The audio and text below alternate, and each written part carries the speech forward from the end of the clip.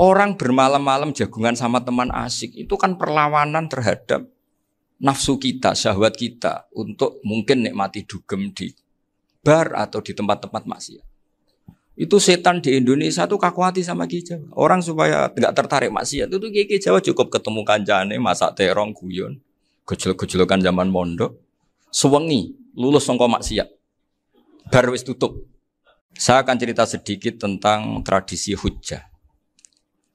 Dulu ulama itu kelihatannya sederhana, tapi kalau berargumentasi itu hebat. Tadi Gus Yofur menyebut kitab Mbah Hasyim itu mengharamkan kentong. Beliau masyhur itu punya kitab namanya Al-Jasus an Tahrimin Nakus. Intinya kentong itu haram. Secara dalil ini meyakinkan sekali karena ketika Rasulullah rembukan sama sahabat, kita dengan apa memaklumatkan orang kalau waktu sholat masuk. Ada sahabat yang usul pakai kentong. Dzakalin Nasoro itu Nasrani. Ya pakai buk itu semacam trompet besar. Dzakalil Yahud. Kemudian ada yang usul kalau gitu api ya Rasulullah dzakalil Majus. Sehingga dari hadis itu Mbah Hasyim berpikir kentong itu haram. Tapi Mbah Fakih Mas Kumambang itu mengkritik Mbah Hasyim dengan ngarang kitab Hazruus an Tahrimin Nakus. Jadi beliau komentari kitab itu sambil geleng-geleng kepala. Kitab kok keliru nganti ngono itu. Jadi cara pikirannya siapa Ki Fakih. Kentong di Indonesia itu kanggo wedhus dicolong gitu. Pos kampling gitu. Kalau ada banjiran ya kentong, ada maling ya kentong. Jadi enggak ada persamaan sama sekali dengan kentong yang milik orang apa? Nasrani. Sehingga di pondok saya itu ada kentong tapi jelek sekali. Karena itu satu-satunya cara supaya beda dengan kentong yang di gereja. Kalau elek kan mirip kentong di pos kampling. Itu ya agak-agak ilmiah sedikit. Dulu ceritanya Gus Yofur itu saya teruskan. Itu singkat cerita, itu kalau yang di kejadian di Termas itu Mbah Dimyati sudah nyuruh semua kentong disembunyikan karena mau ada Mbah Hasyim. Cerita itu mukarrar di Kiai Fakih sama di Kiai Dimyati Termas. Setelah kentong dikumpulkan semua, Mbah Hasyim datang, senang, ngiranya Syekh Dimyati ini sependapat dengan beliau, yaitu sama-sama enggak ada kentong. Tapi setelah itu ada santri yang matur, Mbah Dim pun beres kentong pun kula delikno sedanten. Itu di depan Mbah Hasyim. Jadi GR-nya Mbah Hasyim bahwa Mbah Dim itu sependapat akhirnya hilang. Ternyata ini akal-akalan toh gitu. Karena santrinya matur, Mbah Dim pun beres sedanten kentong beduk sudah disingkirkan. Itu di depan Mbah Hasyim. Saking lugunya santri, nah saking ikhlasnya agak ngerti mahalus syahid ini adalah Mbah Hasyim. Saya mau meneruskan cerita Gus Yofur. Dulu Mbah Mun ngaji di Lirboyo, tapi Kiai Makhrus ngaji sama Kiai Khalil Harun. Kiai Khalil Harun itu adik juga sekaligus muridnya Mbah Umar Harun. Mbah Umar Harun itu generasi kedua setelah Mbah Ghazali. Beliau menantunya Mbah Ghazali, tapi ya sudah ponaan. Sehingga tradisi ini penting karena saya berkali-kali bilang di mana-mana. Status orang tua dan mbah itu adalah terserah anak cucunya. Bukan terserah mbahnya, tapi terserah anak cucunya. Saya tidak akan bosan mengingatkan ini. Saya pernah di makamnya Nabi Yakub, itu ya dikemuli bendera Israel. Di makamnya Nabi Dawud. Nabi Ibrahim juga dekat sinagog. Sehingga Quran membela Nabi Ibrahim disebut maka anak Ibrahimu Yahudi wala Nasrani. Karena ketika beliau berposisi di Israel, kemudian penguasanya adalah Yahudi, bisa saja makam ini ditulisi dan distatuskan ala Yahudi. Ya seperti Nabi Yakub. Nabi Yakub itu nabi yang kita yakin tentu berkeyakinan beliau orang baik, orang muslim, orang mukmin, tapi karena di desain mereka ya dikemuli bendera Israel. Dan disebut Abul Yahud. Karena kita tahu nama lain dari anaknya Nabi Yakub adalah Yahuda bin Yakub bin Ishak bin Ibrahim. Sehingga perasaannya orang Yahudi menjadi Yahudi itu yang ngikuti mbah-mbahnya. Nah khawatir saya ketika buyut-buyut kita kaya. Buyut saya itu orang kaya dulu, namanya Badur Rahman. Itu kaya sekali, tanahnya banyak. Dulu cerita Mbah Hasyim ya kaya sekali. Mbah Maksum juga kaya. Mbah Abdul Aziz juga kaya. Karena dulu itu inginnya kiai itu yo ketok sugih lah, gak ngel-ngelo santri. Tapi nanti kalau cucu-cucunya sudah ndak alim, itu ndak dianggap punya tanah itu karena untuk fasilitas santri. Aku tak kedonyan, mbah-mbahku ya kedonyan. Buktinya tanah yombo. Karena dia akan menafsiri sesuai cara berpikir. Makanya sanad keilmuan yang diceritakan Gus Zofir itu harus diulang-ulang. Kalau nggak diulang-ulang, maka kita akan berpikir sendiri untuk menafsirkan masyayikhon al-kiram atau ajdadan al-kiram. Nah, ini yang bahaya, yang sering Quran mengingatkan. Jadi ada status yang disematkan oleh anak cucu, kayak orang Yahuda tadi. Yahuda bin Yakub bin Ishak bin Ibrahim. Itu menstatuskan mbah-mbahnya yang bernama Ibrahim itu Yahudi. Sampai Quran sendiri yang bela makana Ibrahimu Yahudi wala Nasrani. Karena secara geografis sekarang Ibrahim di Israel dan otoritas itu juga milik mereka, sehingga mereka bisa masang-masang atribut yang menunjukkan kalau itu Yahudi. Beberapa al-alim al-alamah yang minna itu sudah wafat dan kadang-kadang zuriyahnya itu tidak kita. Kalau sekarang orang bahasakan kubu sebelah. Akhirnya ya nggak boleh dikholi, nggak boleh diziarah. Terus seakan-akan yaktaduna biroi, seakan-akan mereka berpendapat dengan pendapat syekh ini, padahal tidak. Nah sehingga tradisi ketersambungan sanad tadi, baik secara genetik atau secara asbab, itu harus terjaga. Saya beberapa kali, banyaklah sering diceritain Mbah Mun. Dulu Mbah Munawir ini cerita ya, Mbah Munawir itu saking senenge kitab, ben santri ini so ngaji kitab, itu kalau ada alumni Lirboyo, alim disuruh baca mu'in di sini tuh Mbah Munawir ikut. Saking ingin tasjiknya, ingin ngajari santri bahwa ngapal Quran udah hafal tok, tapi yo paham. Dan penggalinya Mbah Munawir itu sampai klimaknya dulu Mbah Zaini itu nate nikah sama Nyai Komariah kalau nggak salah, binti Karim, binti Manap. Punya putra Gus Habib, Gus Toha yang diantara putrinya dinikahi Gus Rosin. Terus akhirnya kesampaian juga ketika Mbah Munawir punya mantu alim alamah namanya Mbah Ali Maksum, angsal Nyai Hasyimah. Sampai Pondok Kramcak ma'ruf bil ilmi, terutama ilmu sorof dulu karena Mbah Maksum itu komplain, fa'ala ya fulu kok terus fa'lan ya fa'ala ya fulu ya uf'ul gitu kan. Masuk fi'il kok jejer isim gitu. Jadi dulu kata Mbah Mun itu ada persaingan ilmu sorof, sorofnya Mbah Maksum Ali Kuaron sama Mbah Ali Maksum Jogja. Jadi walian tok, yang satu Maksum Ali Kuaron, yang satu Ali Maksum. Ya itu dulu saingan ngarang sorof. Nah ini yang menang siapa? Ya terserah duriannya. Kalau duriannya keren ya menang karena terserah yang kampanye. Saya bayangkan adekan Mbah Zubair tidak punya anak sealim Mbah Mun. Mungkin halnya Mbah Zubair juga tidak sewow kalau punya putra Mbah Mun. Karena saya berkali-kali bilang kalau dalam syair Arab itu kama takarroma, kadang dilafatkan kama tasyarrofa bi Muhammadin adnanu. Orang berpikir Adnan itu siapa? Itu karena ada Nabi Muhammad SAW. Orang mencari-cari Mbah Mun itu mencari Mbah Zubair karena ada Mbah Mun. Orang mencari Mbah Dahlan karena ada Mbah Zubair. Wong kok alime ngono bapake sapa? Wong kok alime ngono putune sapa?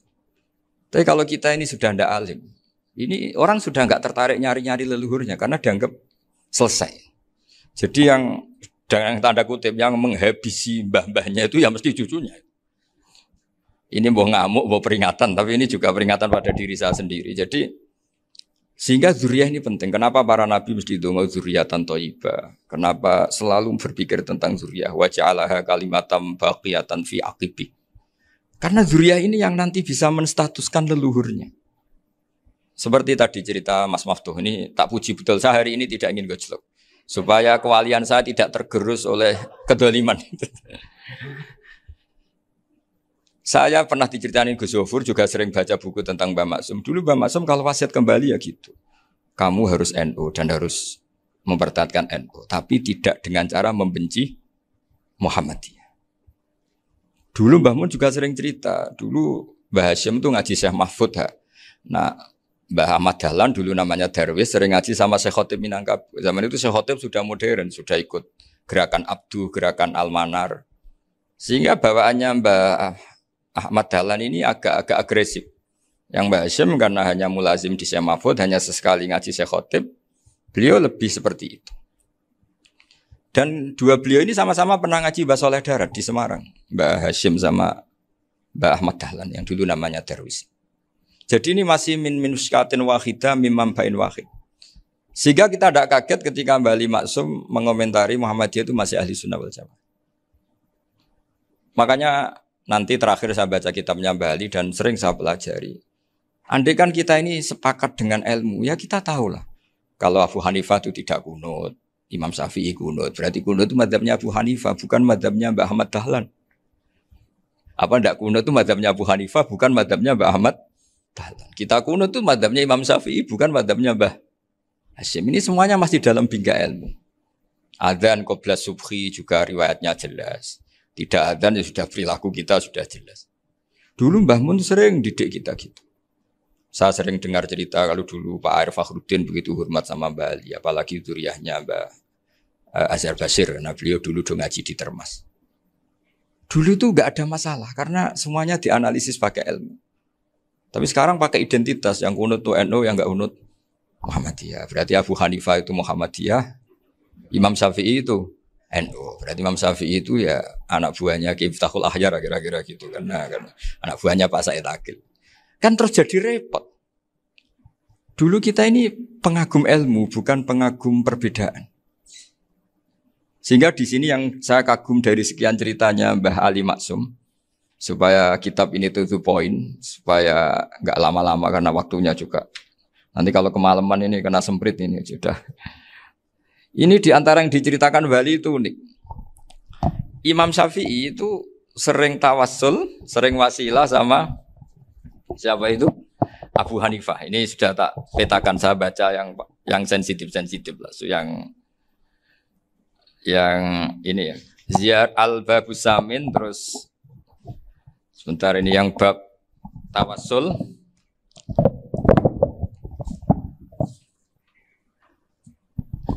Ini di sini halaman 90, mungkin santri-santri kerap ya bisa ngecek lagi di kitab Hujjatul Ahli Sunnah.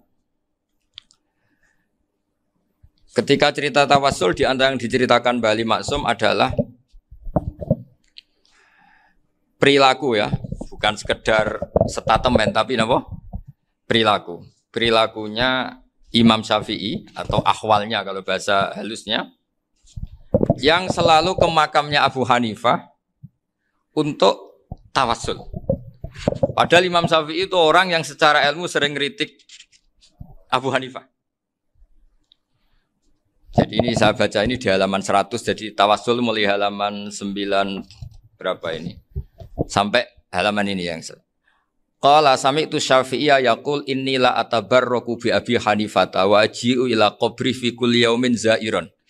Fa idza uridat li hajatun shallaitu rak'atain, halaman 100, waji'tu wa sa'altu wa ta'ala al hajat indahu fama taqudu anni hatta tuqda. Kanal Imam Syafi'i ayyama huwa bi Baghdad yatawassalu bil Imam Abi Hanifah yaji'u ila dorihi fayusallimu alaihi wa yatawassalu ila Allah bihi fi qada'i hajati. Terus wa yatawassalu Imam Ahmad bi Imamin Syafi'i.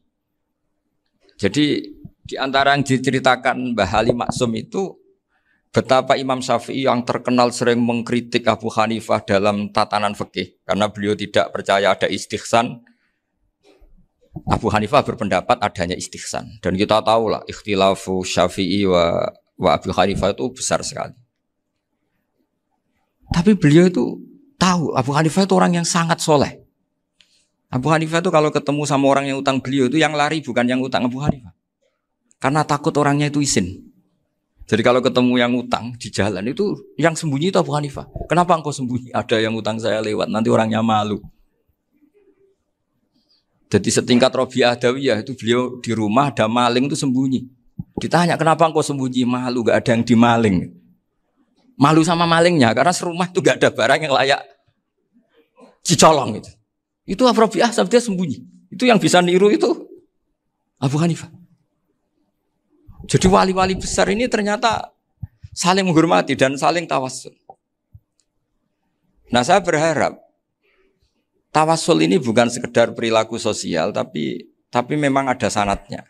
Sehingga terus diceritakan Bali di sini dulu istaqa Umar bil Abbas. Kata siapa tawassul harus dengan Rasulullah SAW? Dulu istaqa Umar bil Abbas. Sayyidina Umar itu tawassul istisqa dengan Sayyid Abbas. Padahal kita tahu Sayyid Abbas ini tidak nabi. Terus beliau cerita sampai Imam Syafi'i tawassul sama Abi Hanifah. Sehingga nggak ada perdebatan itu kan Umar. Kalau Umar kan ada jaminan boleh diikuti karena beliau sahabat. Bali cerita tentang Imam Syafi'i yang tawassul dengan Abu Hanifah. Seargumentatif itu. Sehingga ada cerita dalam sebuah tafsir, ya saya ulang lagi, ada cerita di sebuah tafsir, kenapa Nabi Musa ditanya Allah, wa matilka biyaminika ya Musa. Ma'ana wa ta'ala a'lam, tentu Allah sangat tahu yang dibawa Musa itu apa. Karena Allah tahu Nabi Musa itu grogi. Orang dipanggil Wali Maksum pasti grogi, santri dipanggil Mbah Mun pasti grogi. Kenangan saya setiap dipanggil Mbah Mun ya mesti tanya, yang ringan-ringan, wis sarapan ya. Arung sarapan ya sarapan. Pas sarapan ya kan tanduk mangan sing enak, wong santri ora tau mangan enak. Ya enggak pernah ngomong yang penting, ngendikan yang penting. Nah, karena Nabi Musa ini grogi, ini sebagian tafsir. Itu ditanya yang ringan, sahaja iku nggawa apa? Karena pertanyaannya ringan, Nabi Musa juga ringan. Ya Nabi Musa itu sampai lali, iku pangeran sing ya'lamu sirra wa akhfa. Diterang. Niki tongkat Gusti. Gunane kathah Gusti tongkat iki. Qala ya aso ya atawakkau 'alaiha wa ahusyu biha 'ala ghanami wa liya fiha ma'arifu ukhra. Oh, tongkat Gusti niki penting mesti. Nggih nak. Nggih macam-macam lah Gusti. Atawakkau 'alaiha wa ahusyu biha 'ala ghanami kangge menghalokan wa. Masih terangno terakhir dan yang lain-lain Gusti. Wa liya fiha ma'arifu ukhra. Sehingga akhirnya rileks. Karena Nabi Musa terus ngerti. Ternyata ketemu pangeran itu gak seserem yang saya bayangkan gitu. Pertanyaannya ringan. Itu ada ilmunya. Tapi cerita ini yang versi tafsir ini tidak yang seperti di Manaqibul Ghazali. Di beberapa kitab tentang Manaqibul Ghazali diceritakan di alam roh Nabi Muhammad SAW itu yubahi bi ummati, saking yubahinya sampai ngendikan ulama ummati ke anbiya Bani Israel. Ulama umatku itu pinternya atau statusnya itu mirip-mirip lah. Kaf itu ya mirip-mirip lah, mirip-mirip kayak ulamanya nabinya Bani Israel. Akhirnya Nabi Musa itu tersinggung sekali. Bagaimana mungkin ulama disamakan dengan apa? Nabi. Sehebat-hebatnya ulama itu kan tidak akan yabluhu darajatan nubuwah atau yartaqi ila darajatin nubuwah. Itu akhirnya, ya kalau kamu nggak percaya panggil. Yang dipanggil Imam Ghazali. Ya Nabi Muhammad juga nggak mau kalah itu. Kalau manggil ulama RT ya kalah keok. Akhirnya Imam Ghazali datang, ditanya sama Musa, Mas Muka, nama kamu siapa? Ana Muhammad bin Muhammad Al-Ghazali At-Tusi Asy-Syafi'i. Itu disebut panjang sih.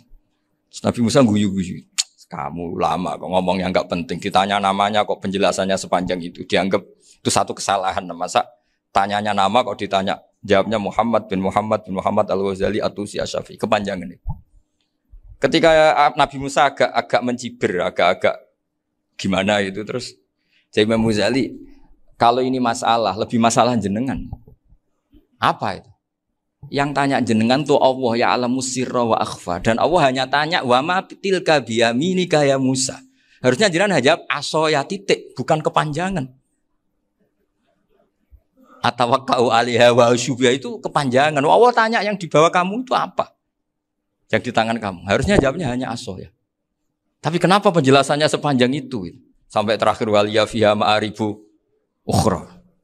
Terus pinter tenan jadi gitu. Terus ada Nabi Musa terus bilang, ya pinter tenan aja gitu. Padahal kita tidak pernah GR seperti itu kan kebetulan Imam Ghazali. Gitu. Kalau yang lain mungkin ya keok lah kira-kira gitu. Tapi ini cerita dalam khazanah keilmuan. Benar yang dikatakan Gus Zofur. Saya termasuk orang yang pernah mondok Lirboyo Pasanan. Jadi setelah saya disuruh nemani Gus Kamil, tahun berikutnya Gus jenengan disuruh. Pokoknya anakku mbok sak wulan lah kudu tahu mondok Lirboyo. Piye aku tahu ngaji Wakarim. Terus yang disuruh Mbaturi Gus Kamil itu saya. Jadi saya pernah 1 bulan tuh di Lirboyo. Karena saya ini santri beling ya, kontraknya pokoknya penting ziarah Bakarim. Biasanya enggak pernah ngaji ya. Pokoknya gerbar ngisa. Ziarah ya sudah. Ngaji subuh ingat saya sama Gus Imam. Itu dari 17 hari ingat saya ngaji 2 kali. Tapi kalau ziarah ke Bakarim sudah lupa jumlahnya karena memang kontraknya disuruh ziarah. Sampai seperti itu. Dan saking senengnya bangun sama Mbak Karim sama masih ingat. Ngamplopi salam template itu masih ingat. Untuk Gus Anwar, untuk Gus Imam, untuk Gus Kafabi, termasuk untuk Gus Maksum. Itu malam-malam saya dijak ngamplopin. Zaman itu saya masih ingat, selawewu. Zaman itu kos 1 bulan itu 13.000. Jadi kira-kira kalau 25.000 itu untuk kos 2 bulan. Jadi saya krusnya itu pakai kos. Saya masih ingat Mondok Sarang itu kos 1 bulan 13.000. Berarti kira-kira 500.000 itu di amplopin sendiri sama Bang. Ini untuk Gus War, ini untuk Gus imam, ini untuk Gus. Padahal Gus Imam ini mondoknya sudah di Mbah Mun. Itu Mbah Mun hormatnya sampai untuk jatah salam tabligh. Nah yang ribet kebalikannya, kita pulang Gus Imam karena melihat Gus Kamil ini putrane Mbah Mun, Gus Kamil disangoni. Saya juga disangoni karena Gus Imam dulu ngaji juga sama Pak D saya, sama keluarga saya. Itu kata Gus Kamil setelah keluar, mau kamu nih gue abal, boten berarti gue aku. Karena ini penting, ini kalau sampai dianggap tukar guling, ribet deh. Jadi ditakwil sendiri lah, mau kamu nih gue abal ya, boten wis, yes berarti halal. Tapi sama Mbah Mun ya ditanya. Ditanyanya bukan apa karena untuk meneruskan tradisi bahwa kalau kiai ketemu itu ya saling memberi hadiah, saling itu sudah faqaddimu baina yadayna najwaakum apa? Shadaqah. Sehingga ketika Kapya ini punya Bali Maksum alim alama, kemudian melahirkan murid-murid yang juga ipar kayak Mbak Warsun bisa ngarang apa Kamus Al-Munawwir, Pak Bik juga punya karangan Kamus Al-Mu'asir. Saya itu punya semua. Karena ini adalah buah dari bahwa kita ini tidak kalah sama produk-produk yang di sana. Bahwa produk di kita ini sudah cukup untuk mengantarkan orang menjadi alim alama. Dulu Mbak Zubair ke Mekah ya sudah alim alama. Gus Zufur ke Al-Azhar sudah alim semua. Teman-teman kita ke Mekah itu sudah alim semua. Padahal produk mondoknya ya tadi. Mau digojlok kiai ini, terus mangkel be keamanan biasanya. Biasanya musuh besar pondok itu keamanan. Jadi ya bukan berarti gojlok ibunya Gus Maftuh enggak. Biasanya keamanan itu musuhnya apa? Banyak. Itu tradisi keilmuan itu harus dijaga dengan hujjah dan dengan tadwin, dengan pembukuan. Saya punya sekian cerita ya, misalnya dulu kita mungkin iskal itu janggal. Kenapa sih orang Islam tukaran sama orang Islam? Sehingga di antara doa Nabi yang enggak dikabulkan Allah, enggak boleh dikabulkan sama Allah enggak boleh, bukan berarti enggak mustajab. Redaksinya famana aniha, memang enggak boleh. Redaksinya bukan falam yastajib lahu tapi famana aniha. Di Al-Marrah As-Salisa ini Nabi dilarang, yaitu melarang umat Islam itu jangan sampai tukaran sama umat Islam sendiri. Itu kata Allah, ya tidak bisa kata Allah, kalau itu tidak saya kabulkan. Itu dulu guru-guru kita nyontohkan sederhana. Kira-kira kalau saya tukaran wek Gus Zofuru, Mbah Mun luwih ikhlas dibanding ditukari wong liya. Nakno kakak ditabuk adik, wong tua luwih ikhlas dibanding ditabuk tonggo. Barokahnya membaca kita lebih mentoleransi.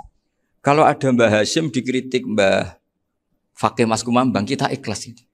Tidak dikritik guru PAUD, itu kan. Atau dikritik orang-orang yang nggak bisa ngaji. Artinya ternyata keliru kita bilang kiai kok tukaran. Justru bagus kiai tukaran. Dibanding kiai dikritik guru PAUD atau dikritik orang-orang yang nggak bisa baca kitab.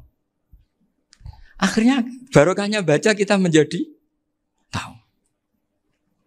Dulu Mbah Mun sering cerita, ini masih cerita silsilah ya. Jadi Mbah Ali Maksum tadi kita tahu di antara guru besarnya Mbah Ali Maksum tentu Mbah Mahfud Termas. Beliau adalah adik dari Kiai Mahfud Termas. Mbah Dimyati ini adik Kiai Mahfud Termas.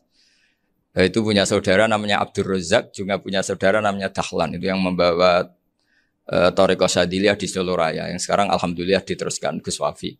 Dulu di antara pesannya Mbah Mun ke saya, hak Wafi kandani kon ziarah ning Mbah Dimyati. Mergo Thariqah Syadziliyah dulu itu yang bawa keluarganya Mbah Dimyati.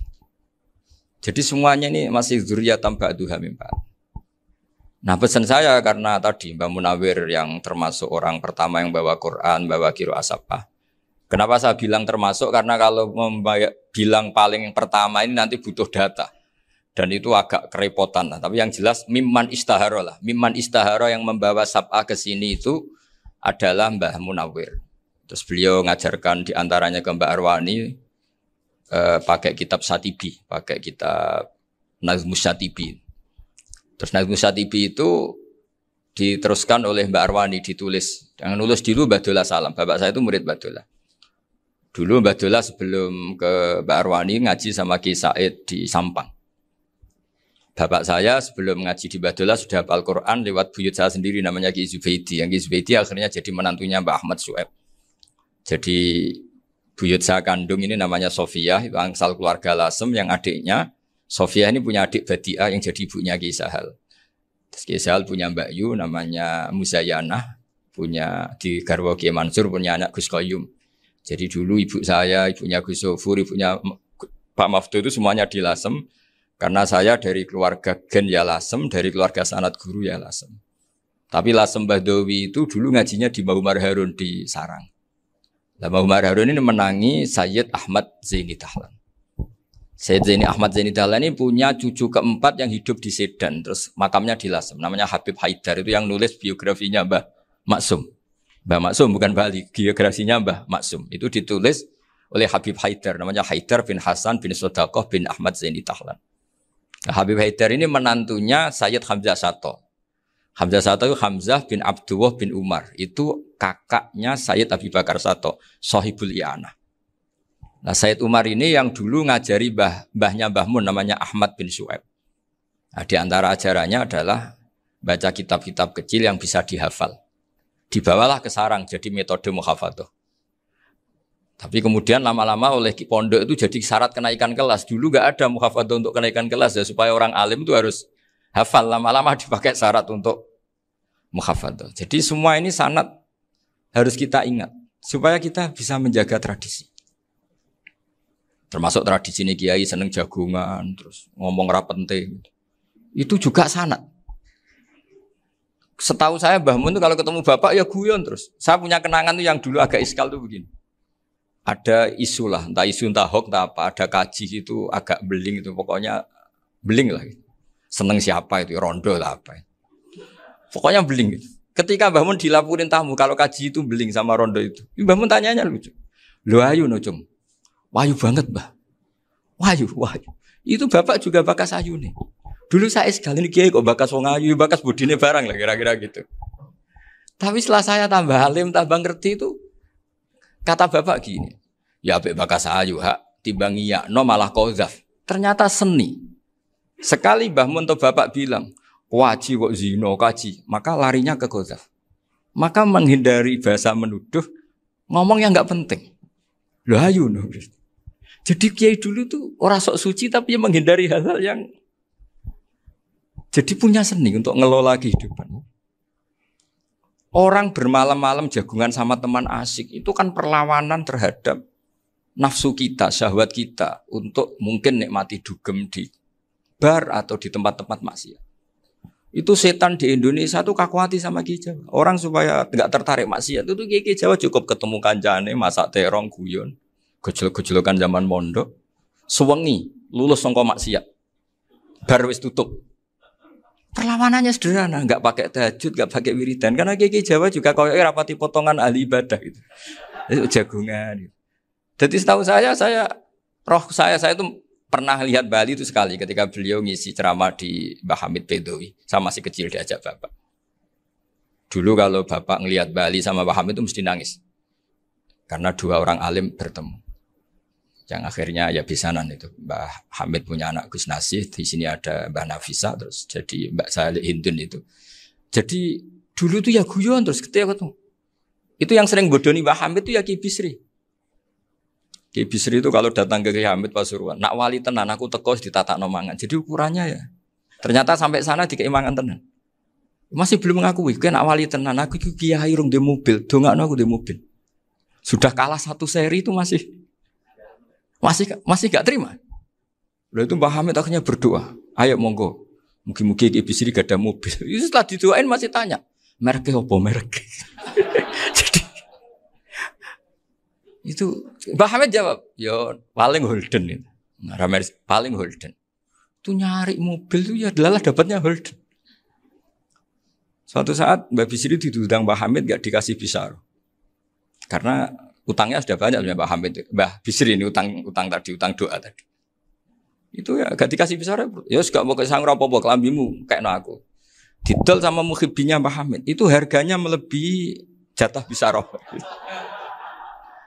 Ketemu Mbah Hamid. Kang, susu Kang, mergo.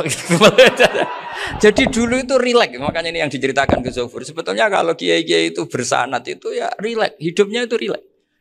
Karena rileks ini perlawanan terhadap kemungkaran. Saya dulu musyawarah sering sama Gus Zofur usul fikih. Itu jelas di antara yang ditulis Lubil Usul itu. Ya kita tahu tadi misalnya sanad usul fikih, Mbah Ber itu sangat al-usuli Kiai Zubair Dahlan, abahnya Mbah Mun. Punya murid di antaranya Kiai Sahal. Kiai Sahal punya karangan Thariqatul Husul fi Syarhi Lubil Usul. Itu Thariqatul Khusyul itu beliau ngendikan dalam mukaddimah bahwa saya bisa mensara ini berdasar ngaji, maknani sama Mbah Zubair. Terus beliau mengutip sarah itu dari kitab Nailul Ma'mul. Beliau ngendikan binus khotin khotiyah ghairi matbu'ah. Dan itu ditemukan di Kiai Mansur di Lasem. Karena Kiai Mansur iparnya Mbah Sahal. Mansur bin Khalil itu diantara katibnya Syekh Mahfud. Jadi semuanya ini sambung. Mbah Ber saking ahli usul fikihnya, kalau ngajar usul fikih itu kalau guyon takriran saya ini lebih memahamkan ketimbang sarah. Ya sudah, terus Mbah Zubair, Kiai Fakih, terus Syekh Mahfud. Di sini Syekh Mahfud termasuk orang yang dekat Mbah Munawir sampai putrane Mbah Mahfud namanya Gus Muhammad dibawa Mbah Munawir, kemudian mondok di Termas diantaranya, terus dinikah jadi menantunya kalau nggak salah Haji Taslim di Betengan, kemudian sekarang juriannya Mbah Mahfud di Betengan. Ini nggak boleh hilang secara seperti itu. Diantara di usul fikih diterangkan ketika diantara 5 hukum itu ada yang bernama mubah. Mubah itu boleh dilakukan, boleh ditinggalkan, dan kalau dilakukan ya tidak berpahala, tidak disiksa. Itu ada ulama yang protes. Protes gak bisa seperti itu. Ithma min mubahin ila wa tahaqqaqu bihi tarku haramimma. Fa'il zamu minas sukun tarkul qatli wa minas sukut tarkul qadaf. Tidak bisa, mubah itu tidak ada. Kalau kiai jagungan semalaman, itu Allah ngitungnya itu hada taroka dugem, wahada taroka delok dangdut, wahada taroka kada wakada. Oh, itu luar biasa. Dan kita ngikuti yang seperti itu saja. Gak usah tahajud, gak usah witir telulas, kaya ora kuat timbang gremeng. Sewengi jagungan, setan ngenteni kita tergoda maksiat, ternyata maksiatnya sampai tutup, kiainya masih apa? Jagungan. Jadi jagungan saja ada ilmunya bahwa itu perlawanan terhadap tarkul ma'asi. Sehingga bagaimana Anda katakan mubah ini mubah, toh gunanya adalah tarkul haram. Meskipun efek mubah juga bisa tarkul wajib, wae bojo blonjo turu. Karena wae ngrumat ibuke turu. Itu halal wajib. Jadi mubah itu resikonya ya bisa tarkul wajib, bisa tarkul haram. Sehingga kalau sanad ini terjaga secara baik, secara kultur, saya sering juga sakuan sama Gus Yofur, itu mesti tak niati gitu. Jagungan wong alim itu ibadah, dan menikmati ibadah adalah dabul auliya wa dabul ulama. Kata Imam Ghazali, pada akhirnya waqud buhadaddin al-istilzat bil mubahat. Kata Imam Ghazali, pada akhirnya qud buhadaddin, madaru hadaddin, pokok dari agama ini adalah melawan kemaksiatan dengan kita menikmati al-istidzat bimbah. Kita menikmati sesuatu yang dibolehkan Allah Subhanahu wa taala. Dan seperti ini itu bisa qasmu dhuhri syaitan, bisa menghancurkan punggungnya setan. Karena kalau melawan setan dengan ibadah ini kadang kita capek selain serapotongan. Tapi nak kangkang ning komplek H gitu jagungan mbek kancane, ngenang melarate, mbok ngenang ras sekolah ramunggah, kenangan sing ramunggah diarani istiqomah. Gitu kan. Diarani tulus zaman, kok sing munggah dianggap kesusu. Saya ini punya pondok Quran, kalau ada yang hafal 3 tahun mesti digojol kancane. Gak apik kesusu itu. Kesusu itu mesti tidak barokah karena tergesa-gesa apa? Hatam. Sehingga yang enggak hatam-hatam itu kayak partai mayoritas. Ini yang partai tulis zaman katanya. Ahli sobri katanya. Akhirnya di pondok gara-gara itu mau guyon, tapi enggak ada stigmasi yang enggak naik. Di Pondok Sarang itu saya punya teman itu banyak yang sekelas dengan saya, sekelas sama Gus Kamil, akhirnya sekelas dengan Gus Zofur. Padahal saya ini kakak kelas. Saya temannya, Gus Kamil temannya Gus Zofur. Ini anak ini nggak pernah naik, itu nggak dinyek, nggak dicibir di pondok. Karena guyonan tadi, guyonan bahwa ini bagian dari bentuk apa? Istiqomah. Nanti yang goblok juga tenang. Karena kiainya cerita, kadang santri goblok ya barokah. Di sini pondok akeh santri ora tau sinau ning omah dadi kiai gede. Selalu kiainya tuh cerita seperti itu. Akhirnya sing goblok ya bangga dengan kegoblokannya. Iya, jadi kiai itu orang yang meskipun guyon ini barokahnya Masya Allah. Dan setahu saya kiai-kiai alim itu ya senengannya guyon karena tadi guyon itu luar biasa. Bapak saya itu kalau pesan sama saya itu enak ngaji wis guyon nice. Wong ning omah mikir utang, mikir wedi bojo macam-macam kok ngaji kok jak nangis pisan, nangis ping pindho katanya. Sudah jak guyon ae. Paling gak lali. Dan beliau punya dalil kul bi fadlillah bi rahmati fa bidzalika falyafrah. Jadi jangan sampai orang ini farah bil maksiat, jangan sampai orang itu Dan ini yang saya kenang dari sekian cerita murid Bali. Mbah Ali Maksum ya senangane guyon. Gejol-gejolkan mbek santri guyon. Ini saya maklumatkan ke semua santri beliau bahwa ini bukan sekedar guyon, tapi al-istilzat bil mubahat. Ini adalah perlawanan terhadap setan karena banyak orang bisa senang tuh kalau nunggu maksiat. Ini bisa senang dengan sesuatu yang tidak maksiat. Itu kayak apa hebatnya? Makanya Nabi itu kalau ketemu sahabat ya sering ngendikan yang ringan-ringan. Ya Umar ma'afalan duher jong. Mana piye ije. Kalau ketemu anak kecil ya. Nanti ketemu yang tua-tua yang sudah enggak bisa mikir. Ya cerita-cerita saya mohon sekali murid-murid kerap ya. Jangan hanya ngaji fikih. Kalau hanya ngaji fikih itu posisi Abu Hanifah itu seakan-akan nyun sewu orang yang sangat tidak ahli hadis. Karena beliau di situ kelihatan kalah sekali dengan Imam Syafi'i. Apalagi di perdebatannya Muhammad bin Hasan Asy-Syaibani dengan Imam Syafi'i itu kelihatan sekali betapa Abu Hanifah itu orang yang nyun sewu ditinggalkan dalam ilmu hadis. Sampai beliau hanya dapat gelar min ulama ahli ra'yi, termasuk ulama yang kuat logikanya. Juga harus baca kitab-kitab seperti ini. Ternyata di balik Imam Syafi'i mukhalif pada beliau di bab-bab fikih, perilakunya sangat hormat. Sampai beliau tuh kalau tawassul ke kuburannya Abu Hanifah. Dan beliau ngendikan an-nasu fil fiqhi iyalun ala Abu Hanifah. Semua orang yang ahli fikih itu masih anak buahnya Abu Hanifah. Saya berkali-kali cerita, mazhab Syafi'i itu alatut tadhir hanya dua, yaitu alma wa turab. Abu Hanifah nambahi wanar. Alasannya Abu Hanifah orang mukmin yang dosanya banyak itu dibakar di neraka dan alasannya Allah litadhirihim untuk mensucikan mereka. Sehingga pikirannya Abu Hanifah an-nar itu min alatit tadhir. Apa yang terjadi ketika bata itu batu bata yang dibakar di situ campur teledong campur apa-apa itu kalau sudah mazhab Abu Hanifah selesai sudah suci karena sudah ngelewatin pembakaran. Meskipun kita tidak akan kalau kehilangan air terus wudu dengan api bisa bunyak semua itu.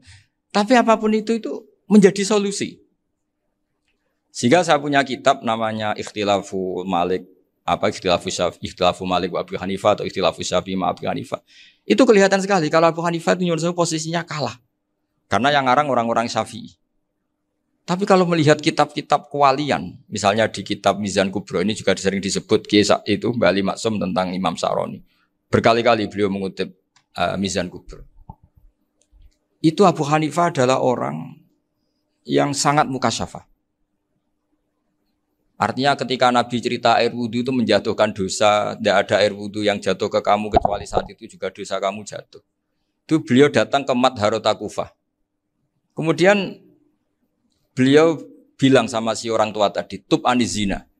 Orangnya terus bilang atubu minazina.